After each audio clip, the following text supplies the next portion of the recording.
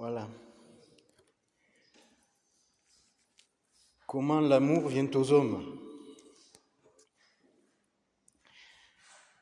Et présomptueusement, je n'ai pas mis de point d'interrogation. Je pense avoir quelque chose à vous dire sur le sujet. Et pour commencer, nous voulons lire dans la première épître de Timothée, au chapitre 1, les versets 3 à 5. 1 Timothée 1, versets 3 à 5. À mon départ pour la Macédoine, je t'ai encouragé à rester à Éphèse pour donner instruction à certaines personnes de ne pas enseigner d'autres doctrines et de ne pas s'attacher à des fables et des généalogies sans fin qui produisent des controverses au lieu de servir le projet de Dieu qui s'accomplit dans la foi. Le but de ces instructions, c'est un amour qui provienne d'un cœur pur, d'une bonne conscience et d'une foi sincère. Voilà, c'était le premier passage de la première lecture que nous ferons aujourd'hui.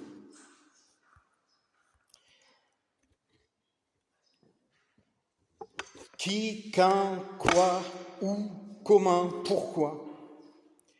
Couper les cheveux en quatre, mettre les points sur les i, chercher midi à 14h, tirer des plans sur la comète,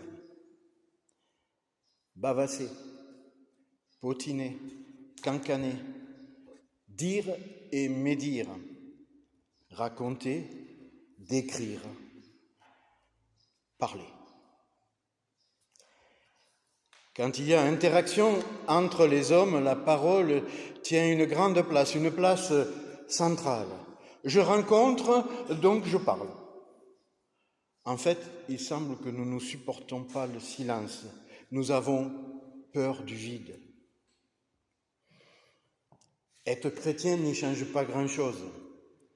En fait, c'est plutôt du boulot en plus. Refaire le ciel, prolonger les interactions de la parole avec nos âmes, prolonger ces moments précieux où l'esprit et la grâce nous touchent, ces moments qui nous paraissent trop brefs et trop espacés. Alors, nous tentons de jouer les prolongations. Et en plus, nous avons bonne conscience. Quoi de mieux que notre parole d'homme au service de la parole de Dieu? Nous voulons croire que nous sommes attachés à convaincre l'autre du bien fondé évident de nos convictions. Et même quand ce n'est pas une question de vie et de mort, une question de salut, nous pensons que nous pouvons aider, peut-être même secourir. Alors, comme l'on bourre un coussin avec du capoc, nous mettons en route la machine qui en nous secrète pensée, raisonnement, parole, et nous l'opposons à cette même machine chez l'autre. Ainsi, nous remplissons le temps, nous en faisons une épaisseur étrange, nous ne voyons plus le vide, notre vide. Nous finissons par croire qu'il a été rempli. C'est un peu comme quand on sort du cinéma après un bon film. La lumière de l'écran s'est éteinte, mais nous ne pouvons pas recevoir le noir. Nous le rejetons et nous croyons pouvoir le déchirer avec notre parole. Exaltés, nous la pensons irriguée de la sève du génie qui nous a bouleversés. Nous racontons, nous sondons, nous prolongeons, nous interprétons. Mais rien n'y fait, c'est le noir qui gagne. Si nous n'y prenons pas garde, notre vie spirituelle pourrait devenir comme un pot permanent à la sortie d'une séance de ciné, un temps consacré à remplir le vide avec du néant. C'est ce que Paul explique à Timothée, qui semble confronté à un problème de cet ordre, puisque dans les deux lettres que Paul lui adresse, revient plusieurs fois le même sujet. Garde le dépôt en évitant les discours vains et profanes et les discours de la fausse science. 1 Timothée 6, 20. Rappelle ces choses en conjurant devant Dieu qu'on évite les disputes de mots qui ne servent qu'à la ruine de ceux qui écoutent. 2 Timothée 2,14. Évite les discours vains et profanes, car ceux qui les tiennent avanceront toujours plus dans l'impiété. 2 Timothée 2,16. Repousse les discussions folles et inutiles, sachant qu'elles font naître des querelles. 2 Timothée 2,23. Alors manifestement, et si nous avons un brin de lucidité, nous devons concéder que cette insistance, elle nous est aussi destinée. Mais alors, que faire du bonheur de nos lectures quotidiennes, de la parole, de la grandeur des exaucements et actions de Dieu dans nos vies, de la profondeur des révélations de nos enseignants? Nous ne pouvons nous contenter du vide, de l'oubli. Et il y a pire. Il y a pire que l'oubli, pire que le vide des paroles stériles.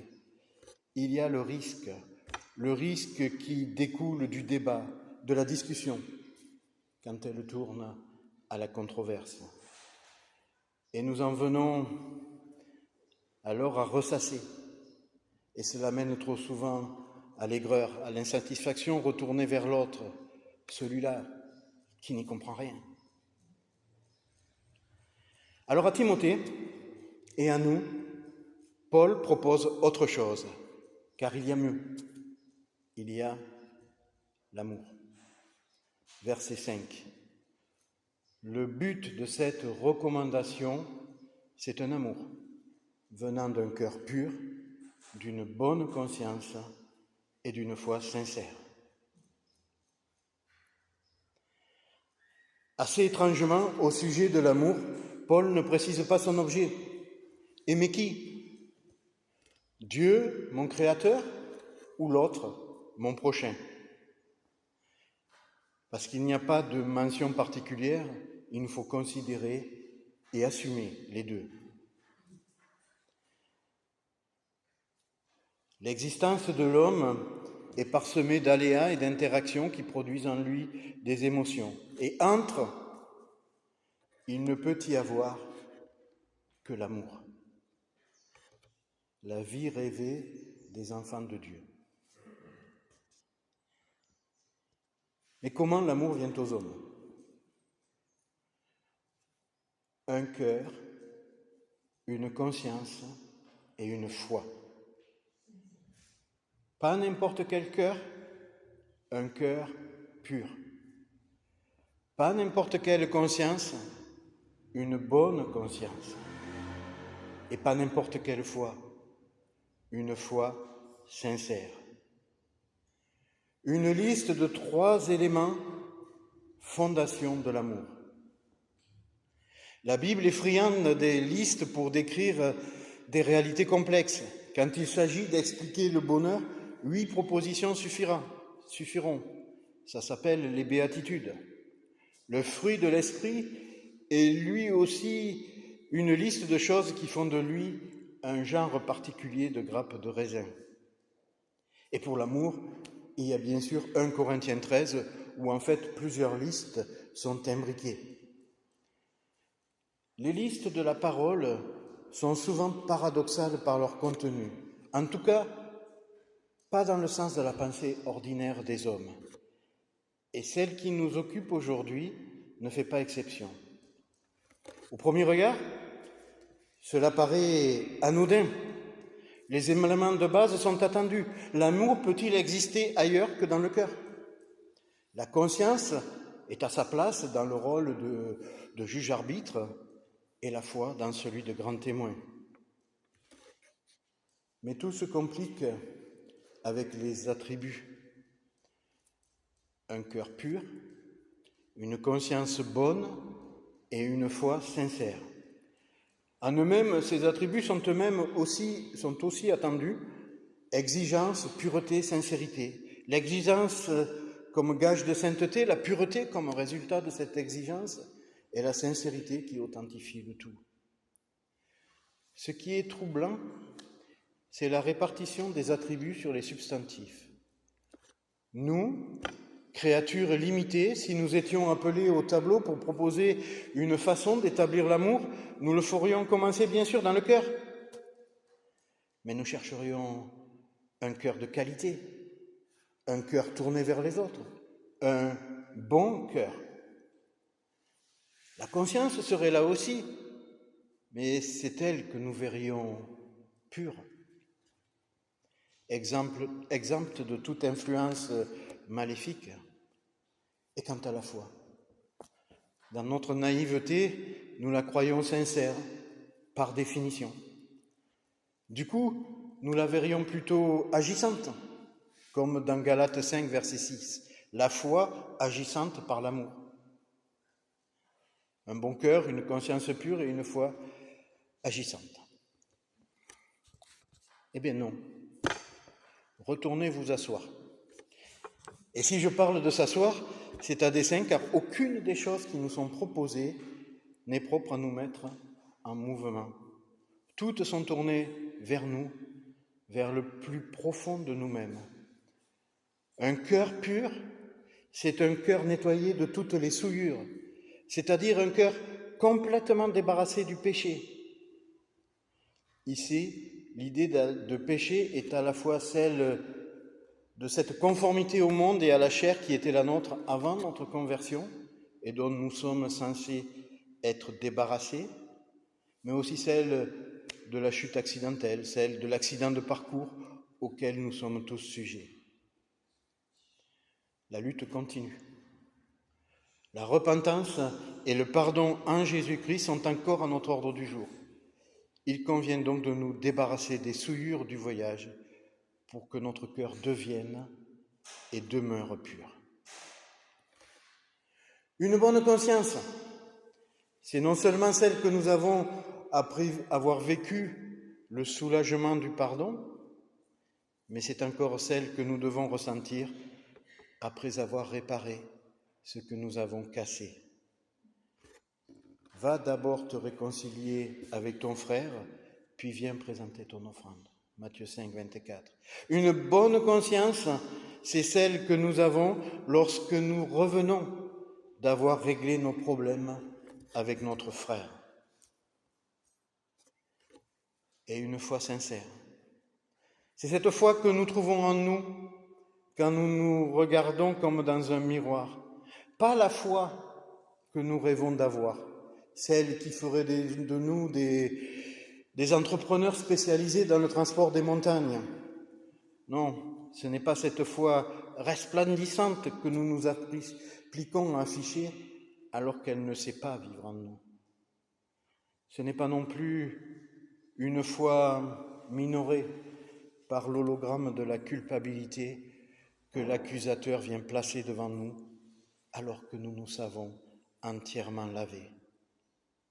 Une foi sincère, c'est cette foi que nous avons en nous, petite, friable, mais dont nous croyons qu'elle peut grandir. Une foi sincère, c'est une mise en abîme. Une foi dont nous savons qu'elle n'est pas si grande, mais dont par la foi nous présageons qu'elle va grandir. Une foi sincère, c'est la foi de cet homme qui implore Jésus de guérir son fils. Je crois, viens au secours de mon incrédulité.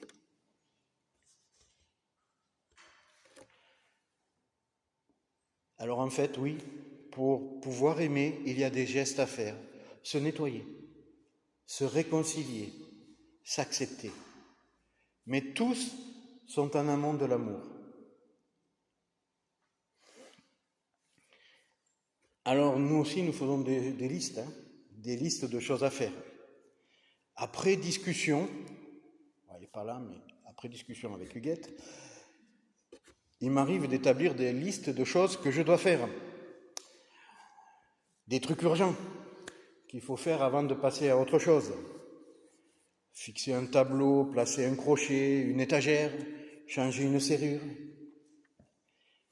Une fois la liste établie, je la place sur la porte du frigo, je la fixe avec un aimant jusqu'à ce que tout soit terminé. Je réalise parfois quelques bricoles et la liste reste là.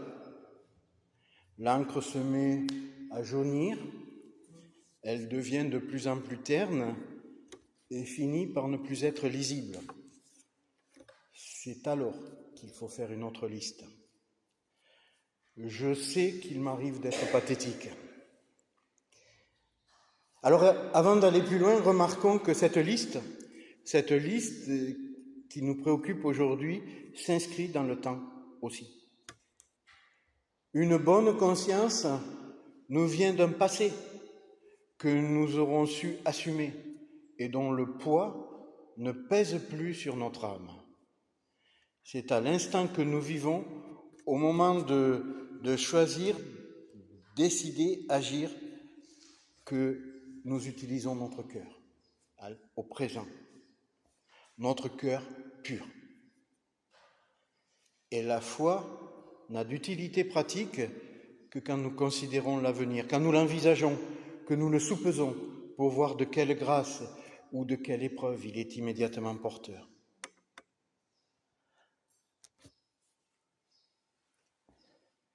Alors, nous voici dotés d'un cœur pur, d'une bonne conscience, d'une foi sincère. Que peut être cet amour qui finira par nous venir ? 2 Corinthiens 6, versets 11 à 13. Celui-là, tu l'as pas. Notre bouche s'est ouverte pour vous, Corinthiens. Notre cœur s'est élargi. Vous n'y êtes point à l'étroit. Mais c'est votre cœur qui s'est rétréci pour nous. Rendez-nous l'appareil. Je vous parle comme à mes enfants. Élargissez aussi votre cœur. Les Corinthiens doivent élargir leur cœur, l'ouvrir, pour pouvoir y recevoir Paul. Comme Paul a élargi le sien pour pouvoir les recevoir eux. Paul veut accueillir les Corinthiens et il veut lui-même être accueilli par eux. Aimer, c'est accueillir l'autre dans son cœur, l'héberger. En fait, aimer, c'est exercer l'hospitalité, c'est laisser l'autre s'installer en nous. Alors, laisser l'autre s'installer en nous, ça veut dire que la porte de notre chez nous est ouverte. Et la porte ouverte, c'est notre bonne conscience. Comment accueillir quelqu'un ? Comment lui souhaiter la bienvenue, une bienvenue crédible, si nous ne sommes pas réconciliés, si nous traînons derrière nous des casseroles ? L'amour ne naîtra qu'en plein soleil. Il ne peut pas supporter la moindre ombre. Le travail de notre conscience est premier et permanent, sans cesse à renouveler, parce que malheureusement notre péché se renouvelle. Misérable que je suis. Se repentir, pardonner et être pardonné, se réconcilier, tout cela relève de l'hygiène spirituelle. Et à ce titre, est premier. Ouvrir la porte à l'autre, c'est travailler avec assiduité pour avoir une bonne conscience. Ensuite, cet autre, ce prochain que nous accueillons, ce qui serait bien, c'est qu'il soit bien chez nous. Quand nous apprêtons à recevoir quelqu'un dans notre maison, nous nettoyons tout, particulièrement les endroits délicats. Il faut que tout soit propre, net, pour ne pas engendrer de la répulsion, même pas de la gêne. Alors les plus valeureux d'entre nous font cela systématiquement pour être toujours prêts, selon l'adage des scouts, et c'est exactement cette démarche que nous propose Paul maintenant. Être toujours prêt à recevoir l'autre dans notre chez nous, veiller à ce que l'intérieur de notre cœur lui soit confortable, qu'il y soit à l'aise sans appréhension. Paul demandait aux Corinthiens d'élargir leur cœur, mais pour Timothée, à la notion d'ouverture et de taille de cet organe, il rajoute la notion de propreté, d'hygiène. Nettoyez vos mains, pécheurs, nettoyez vos cœurs, vous qui êtes appelés à aimer. La porte est ouverte et la maison est propre. Nous voici en état, prêts à accueillir l'autre, prêts à aimer. Mais rien n'a bougé, rien n'est fait et la question demeure. comment l'amour vient aux hommes. Pour pouvoir développer la description de cette genèse en nous, je vais m'appuyer sur le seul et pleinement suffisant exemple qui nous est donné, Jésus-Christ. Et nous lirons un passage dans Marc, au chapitre 10, les versets 17 à 22.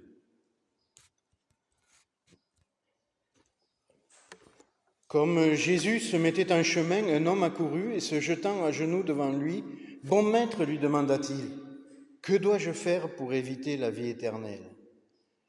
Jésus lui dit, « Tu connais les commandements. Tu ne commettras point d'adultère, tu ne tueras point, tu ne déroberas point, tu ne diras point de faux témoignages, tu ne feras de tort à personne. Honore ton père et ta mère. » Et lui répondit, « Maître, j'ai observé toutes ces choses dès ma jeunesse. » Jésus, l'ayant regardé, l'aima et lui dit, « Il te manque une chose, va, vends tout ce que tu as, puis viens et suis-moi. » Mais affligé de cette parole, cet homme s'en alla tout triste, car il avait de grands biens.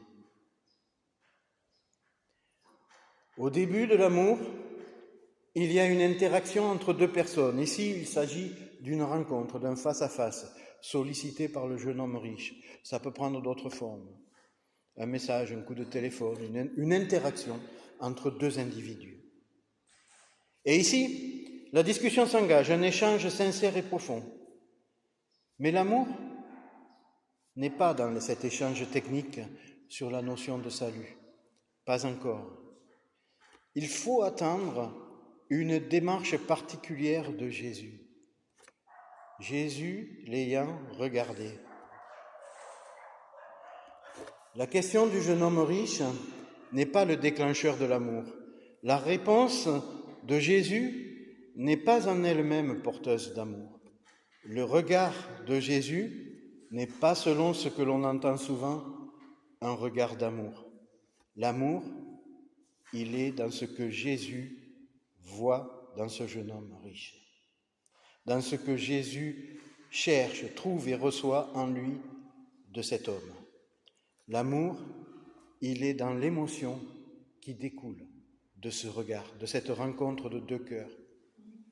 La forme et la taille de cette émotion dépendent de notre cœur, d'où l'importance des qualificatifs, grand et pur. Il y a eu rencontre, interaction. Votre cœur était en première ligne. Comment s'est-il comporté? Vous avez vu l'autre, le prochain, mais au travers de quel filtre? Un cœur pur. C'est la liste qui nous est donnée dans 1 Corinthiens 13 qui décrit cela. L'amour est patient, plein de bonté. L'amour n'est pas envieux, il ne cherche pas à se faire valoir, il ne s'enfle pas d'orgueil, il ne fait rien d'inconvenant, il ne cherche pas son propre intérêt, il ne s'aigrit pas contre les autres, il ne trame pas le mal, il pardonne, il fait confiance, il espère, il persévère. L'injustice l'attriste, la vérité le réjouit. Toutes ces qualités ne se trouvent que dans un cœur pur. Elles sont la définition d'un cœur pur. Donc, l'amour commence par une émotion. Une émotion, c'est fugace, mais c'est encombrant et ça laisse des traces. Une impression, une empreinte, un creux dans notre esprit. Pourtant, petit à petit, tout reprend sa place. La marque s'estompe. Bientôt, le lys est revenu. L'oubli déjà. Nous voici en route pour l'avenir de l'indifférence. Et ce futur-là est vide d'amour. Une foi sincère. C'est par la foi que l'amour va s'installer en nous et devenir durable. Par la foi, il ne sera plus tributaire de l'émotion initiale ni du besoin de son renouvellement. La foi suppose la mémoire, une mémoire précise et détaillée. Ainsi, l'empreinte de l'émotion du début demeure. Mais il y a bien plus. La foi propose l'espérance. Par la foi, nous espérons en Dieu. Par la foi, nous espérons en l'autre, créature à l'image de Dieu. C'est cette espérance qui inscrit notre amour dans le futur. Alors il y a un type de produit que les artistes peintres et les photographes qui pratiquent encore l'argentique utilisent pour assurer la pérennité de leurs œuvres. Cela s'appelle le fixateur. C'est exactement le rôle de la foi sincère. Fixer mon amour dans le temps afin qu'il ne dépende plus des aléas de ma mémoire ou de mon humeur. Comment l'amour vient aux hommes? Comment nous viendra-t-il? Nous avons maintenant une réponse précise et circonstanciée. Tout d'abord, une bonne conscience qui, nous ayant débarrassés de tout le fatras de nos fausses excuses et de nos vraies culpabilités, dégagera et ouvrira la porte à l'autre. Ensuite, un cœur pur qui pourra dignement accueillir l'autre, c'est-à-dire sera capable de recevoir sans la maltraiter l'émotion qui découle de l'interaction avec l'autre. Un cœur où cet autre se trouvera à l'aise. Enfin, une foi sincère qui inscrira cet amour dans le temps, qui le fixera afin que les violences de la vie des hommes ne viennent pas éroder cet amour et qu'il ne soit pas terni, rayé et enfin effacé. Alors, ayant posé ceci devant vous, il ne me reste plus qu'à vous transmettre un ordre, une promesse de la part de Dieu. Approchez-vous de Dieu et il s'approchera de vous. Nettoyez vos mains pécheurs et purifiez votre cœur, vous qui avez le cœur partagé. Et une promesse, heureux ceux qui ont le cœur pur, car ils verront Dieu. Amen.